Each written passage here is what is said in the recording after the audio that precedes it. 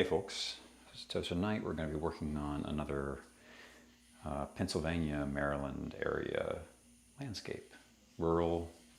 This one was a sunset that was driving back from my wife's parents' house to our home in Freeland, Maryland. And it is a sunset that was happening off the side of the road. We stopped and grabbed a couple of photographs of it. It's when we were quarantining with them during the pandemic, early parts of the pandemic, I should say.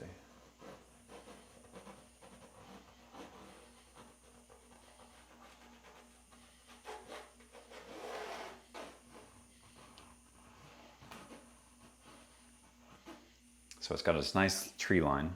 You can see a little bit over here on the twist sum. So this is the watercolor sketch I did of it, and this is the photograph. And so there's nice tree lines, there's a nice beautiful dark purple shape of clouds, glow of the sun setting here.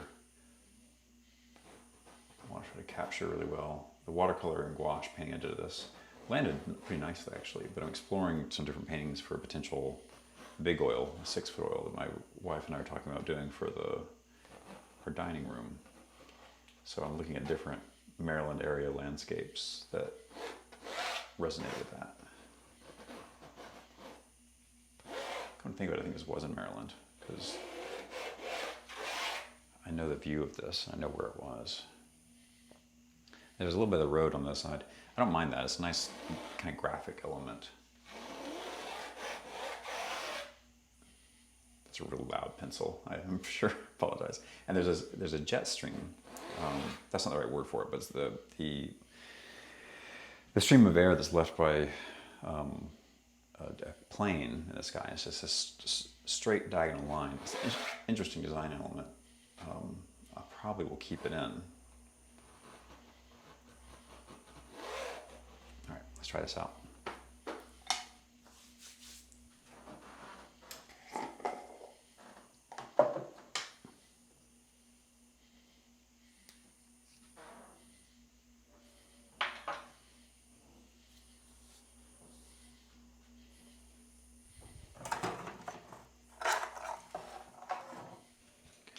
I'm trying out too,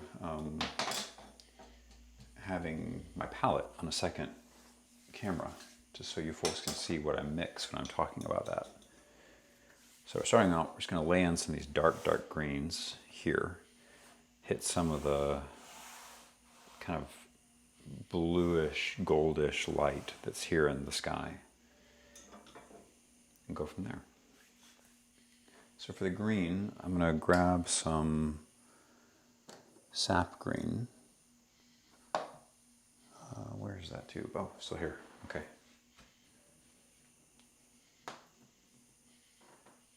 Some, I think, ultramarine and some alizarin crimson, which I think I still have in my palette. Yeah, a little bit. I could use some more. And how's my ultramarine looking? I'm going to grab a little bit of cobalt too.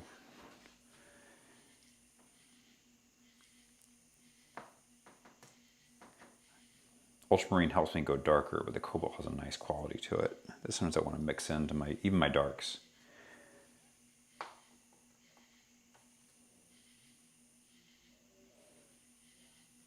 All right. Now, what do I do with my ultramarine? There's cerulean, there's Prussian, there's phthalo. Where's my ultramarine? What do I do? Ah, also right here. That'll teach me to put stuff away. Okay.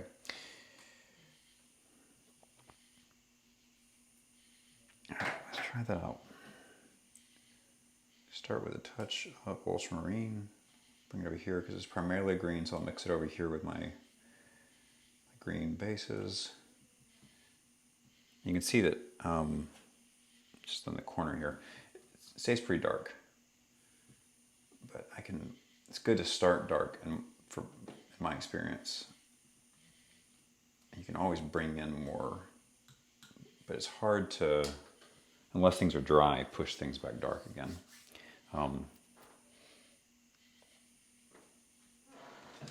which is true with light as well. Everything kind of, if you kind of want to lay out your big bold strokes of color and value, and you can kind of key off that. It's good to kind of get a wash of everything first across the whole painting.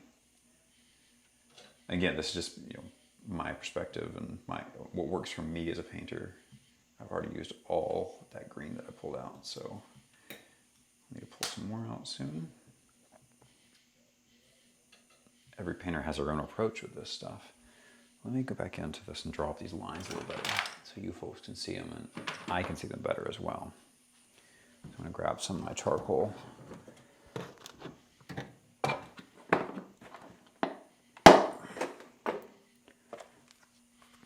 we go.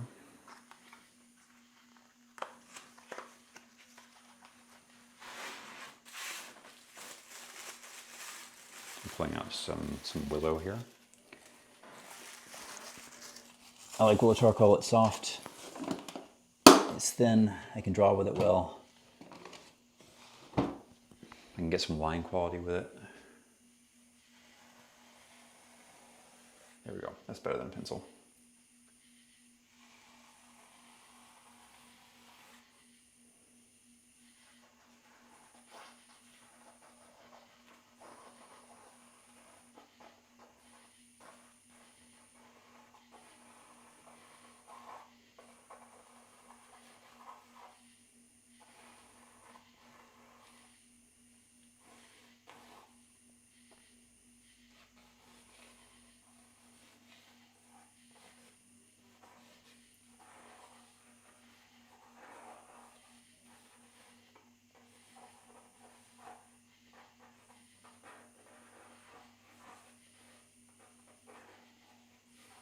So when I'm drawing, I just make sure I'm conveying my main shapes for a landscape. If I'm doing something architectural, then I want to get that perspective down. But this is about the planes of color. This is about the feeling of it. So I'm able to suggest some things. And between the paint that I lay down, the photograph, the sketch that I had, what happens on the canvas, I can find my way with it a little more. You can even see that there's, when I showed that earlier, there's differences between the photograph and the painting. Everything changes when you work from life or anything other reference. And you want to kind of embrace that in my experience. Okay, so this is the darkest areas of the painting. So let's lay those in.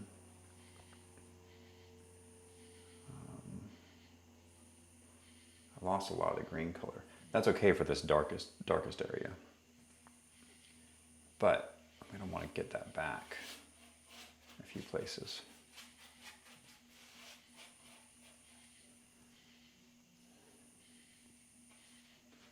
Okay, let's bring back out that green. I'm going to leave it over here because I have a feeling I'm going to use it again and again. Okay. Because in these areas are a brighter green, not quite as dark, still dark, so I'm not adding white or anything like that. I'm not adding yellow in any kind of large amount. There we go. Just a little bit more richness to it. I will add a little bit of this raw sienna. Feels nice. So I'm still using a fair bit of medium, getting some thin washes in. I might make this the underpainting. I might see how far I go with tonight and treat it as the finished piece, because this is a study. So I'm building up from the studies. I'm doing the gouache and then a larger oil painting than the gouache, but still not a full scale of what I think I might do with this subject matter.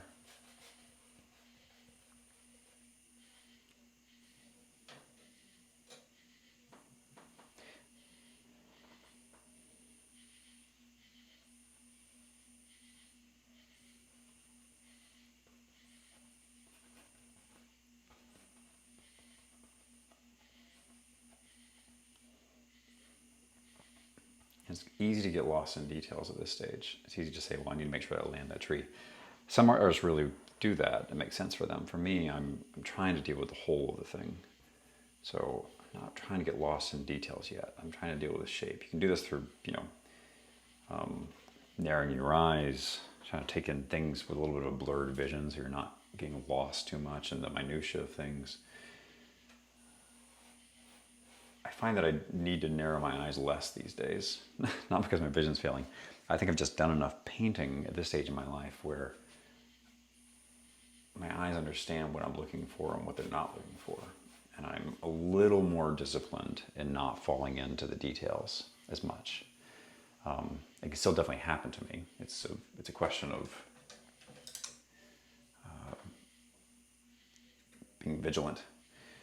But I might be going small too fast. But I want to bring in some of these darks again that I lost by bringing in the green. Just knock these in, then I'll get away from this little brush as fast as I can. I tend to not want to go small either, very early. I talk about this in other videos, I'm sure, but it's a trap.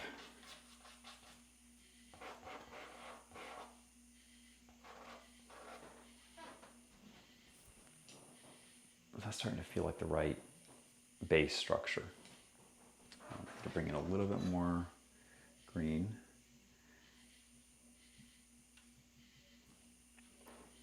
Here.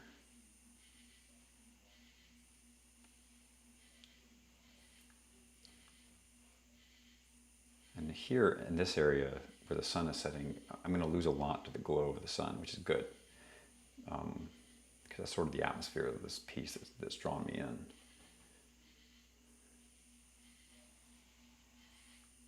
Let's try to get that road shape back a little bit.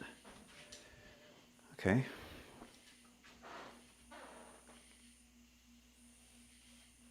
Finish off the bottom of the painting with that.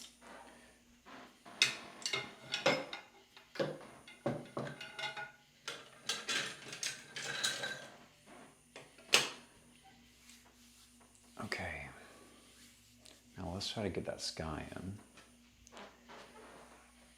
which is goldish, bluish. I've got some gray that I pre-mixed here. It's not by itself the right color. Throw in a little bit of rose, just a touch. That'll overpower it if I'm not careful. I want some of this cerulean. That can be the top. Yeah, I think so. My biggest brush for this that I've got handy.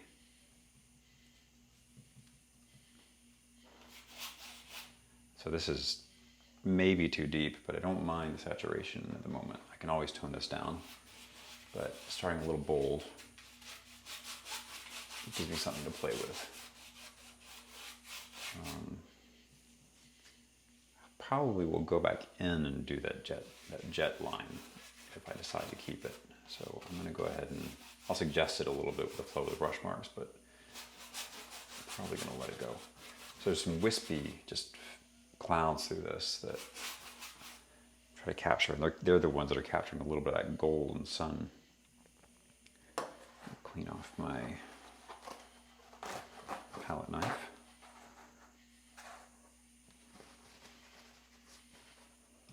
Just save some of that paint on it, don't waste it.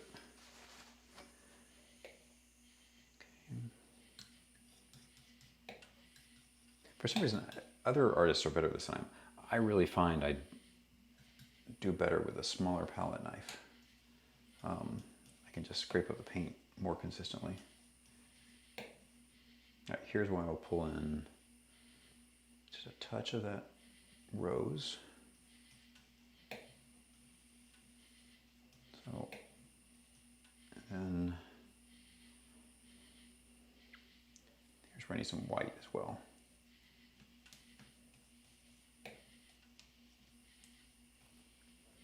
Not too much, because I need to have a lot of variety in my values for later.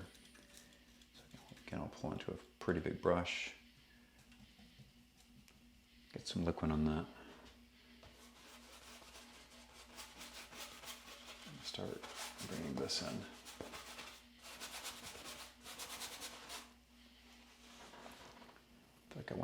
little too bright, so I'm going to tone it back down. It seems strange to say I'm going to put brown in my sky, but as it happens,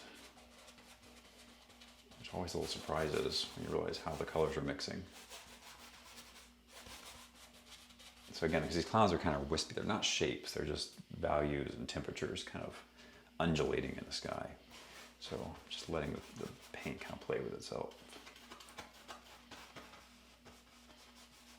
Not getting too caught up in it mixing together in places. So now I've got, that's just rough, but I'm going to try to bring in this purple a little bit.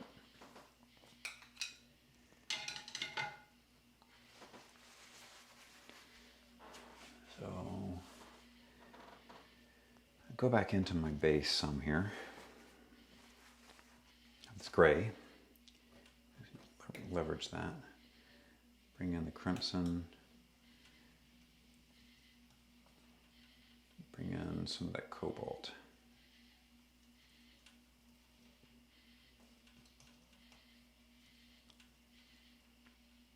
This is more purple than I want to go, but not for the whole thing, so I can probably play with this some. Around the sunset, that purple is going to feel nice, but across the whole crowd, it's not what I want.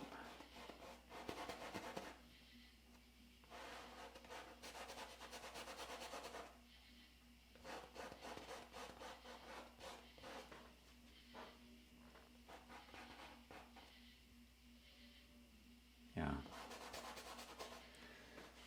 Here's where I want to go. A little more cobalt to get a gradient across that cloud.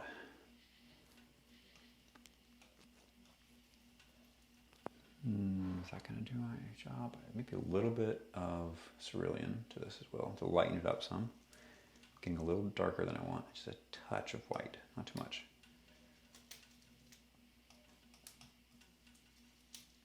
Yeah, I think that's going to do the job. I'm going to get some of this paint off this brush. Use the same one. Yeah, I like how that's looking.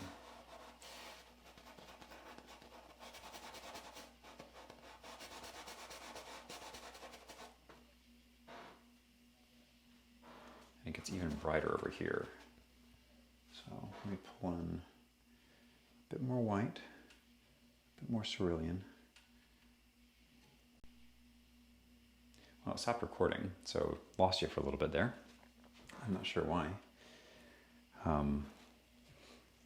Here we go again. So I was just saying that I've got this purple fading into this more alizarin side of the purple, almost pink, leading into more a little cobalt purplish color, and I'm fading into some cerulean here.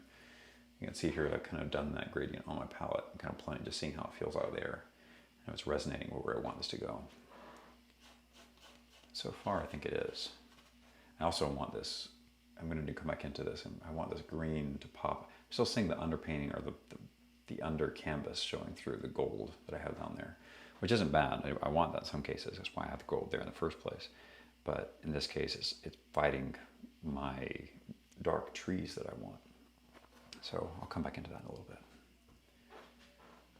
Fade out the blue clouds over here as well. Yeah, here we go.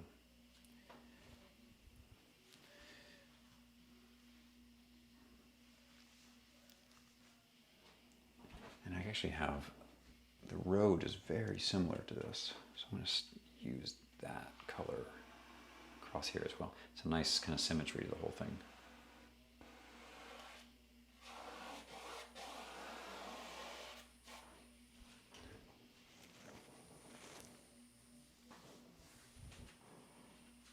I think I need to bring up some of that dark in that sky, I think. I'm going to play with it some.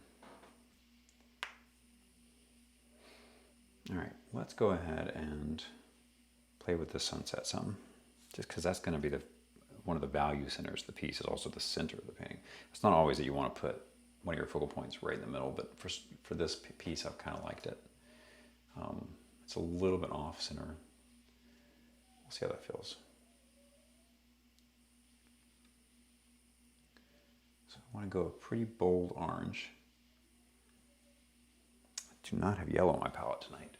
yet, so let's grab that and try it.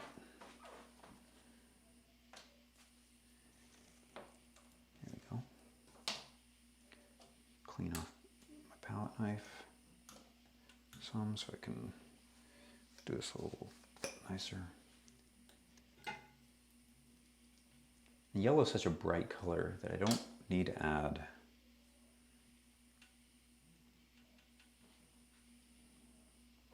much to it to get it bright and shining through, which is good. Because white will help you get brighter, but it will also subdue your saturation. And the things that grab the eye and make it feel like it's a source of light are, yes, brightness, but also color. And so when you're surrounding your hot spot of where the sun is setting and it's most brightest, yes, I'll add white to that probably at some point. But the more I can hold that off, the more I believe I'll convey what I'm trying to convey there. And I'm being a little bit lazy. I'm using the same brush for these last few colors. And that is not a good thing for me to do. So I'll bring in some straight out yellow. And here's where I'll probably play with a little bit of straight white. I need to replenish that white, but I can carry this a little bit with it. There we go. So you can see I only used white right there. Everything else was just color and value. And I'll go back in with some very, very subtle whites throughout. But when I'm trying to land this glow, that worked better by just keeping away from white until the very end. And I had to do that. That wouldn't have worked if I hadn't had very, very dark colors surrounding it. Otherwise, I would need the white to make it come out in the value range. But because I kind of held myself back and mostly kept these to the neutral color or the neutral shade, I didn't go into a shade or a lighter value. It's just the raw color without a black or a white mixed in, for example. I tend to avoid black overall anyway. When I want a black, I use dark colors to make that black. But white, you can't really do that with. White, you kind of add in. But as I said, by avoiding adding white to these, we're able to pull it in and you just use white in this very center part and push that value range a little bit more. Okay, so let's grab a little bit. I want to create a little bit of glow through here. That's good. I'll leave that alone for now though, because I know where I want to go with this stuff. Start touching up where there's a little bit of glow from this in some areas.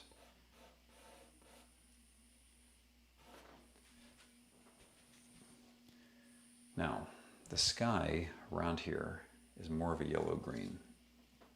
So I've got this peach. Let me bring this in with some yellow.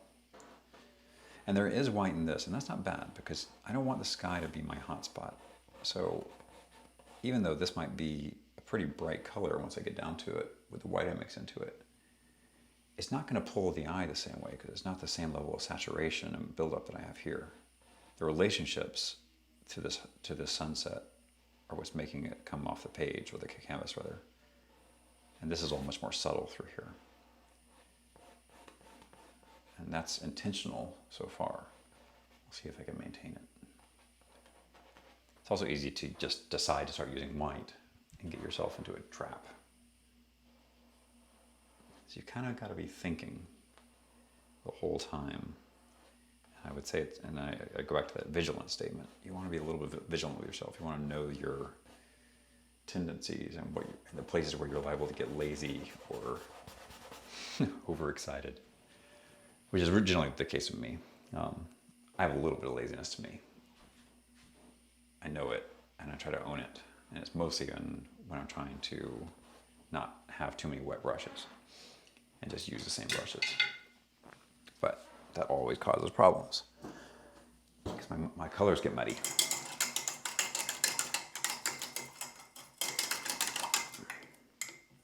Pardon the noise. Okay. Now there's a little bit more blue here than I have. So let's bring that back out. I'm really going to need to replenish my white soon. There we go. A little bit more life to it.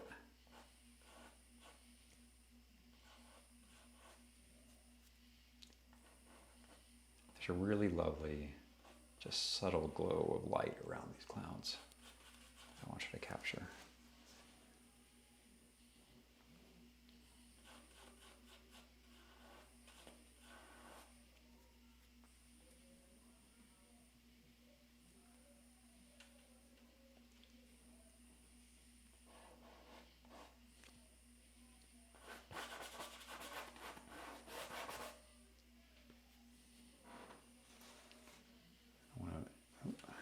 Picked up some of that brown that I don't want in there.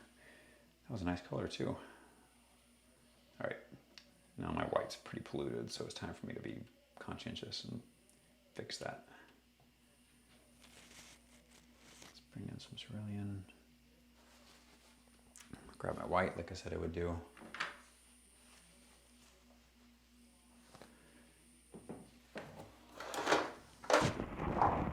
I use flake white replacement because I find that it is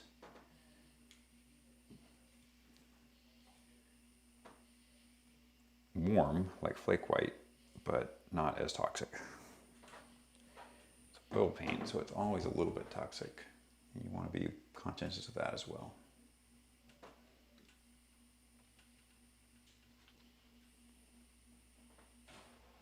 I'm going to pause.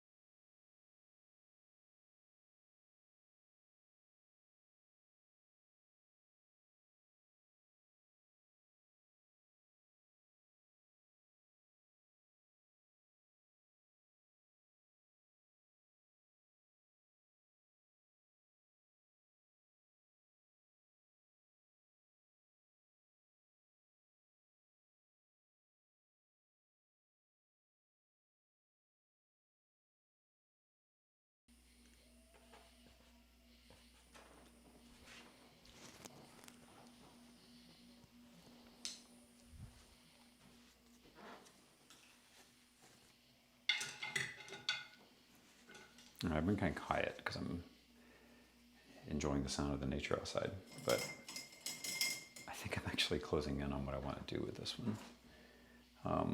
So I'm going to try to get that line in from the airplane. The paint's pretty wet, so if I don't like it, I can knock it right back out. It's a little bit cerulean, a little bit gold. It might be too wet for me to get in there. What I can try to do, this is a trick I use often when I'm trying to get a straight line. So that's thicker than I want it, I think.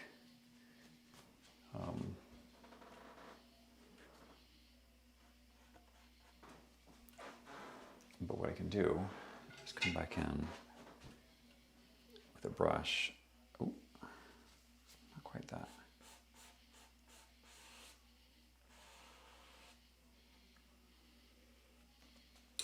Maybe not that brush. I can come back into the line from the other side.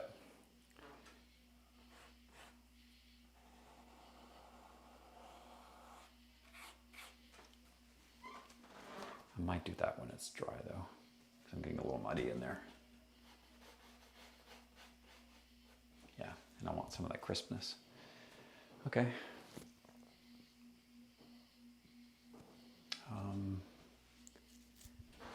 What else do I want to do this one here? Not a lot. Try to bring in some of that green. Tone down some of this. I'm gonna bring out some of that blue of the road a little bit more. There's some nice geometric shapes back here that are just a little bit of suggestion of light.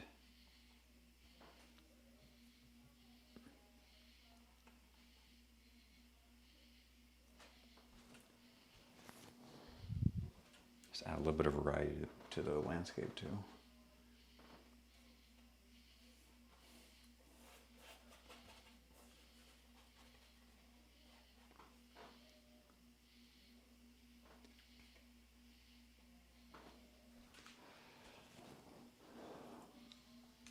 And yeah, let me hit that road one more time. Okay, clean the brush away.